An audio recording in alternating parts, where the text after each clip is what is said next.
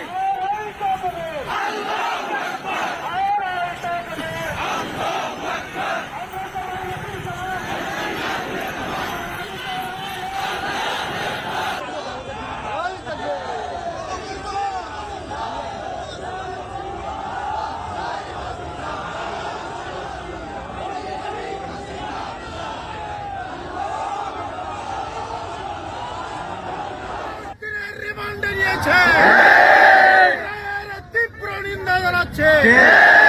সকলকে আগামী দিনের যে কোনো কর্মসূচি শান্তিপূর্ণভাবে পালন করার জন্য উদাত্ত আহ্বান জানাচ্ছে। আজকের গণমিছিল শান্তিপূর্ণভাবে করার জন্য সকলকে অনুরোধ জানিয়ে মিছিলে অংশগ্রহণ করার উদাত্ত আহ্বান জানাচ্ছি।